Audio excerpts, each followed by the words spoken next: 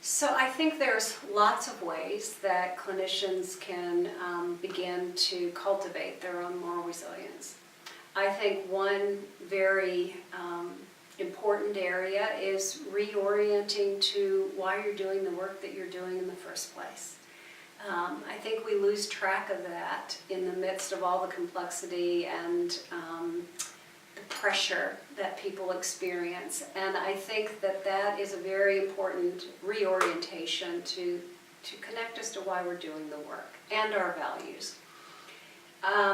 Developing skills in mindfulness and self-regulation help us in ethical situations. They help us in all aspects of our life. And there's quite a developing literature in neuroscience about how important it is to learn how to recognize the signals of distress, of how our body is detecting threats, so that we can use that as information to say, oh, I know what this is. I'm feeling really angry because I can't provide the care that I want to.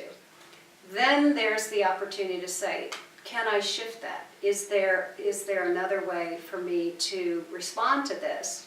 Is it working for me just to go around being angry? Probably at great cost to ourselves. So the idea is that with that awareness, we can then choose how to respond, and can we do so in a way that is less detrimental to ourselves. So I think there's quite a lot of possibility in terms of creating our own internal strategies.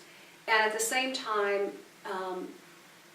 we have to be very aware of the contribution of our organizations on our ability to sustain those new skills. So one of the things that I'm particularly interested in is it's one thing to teach people new skills.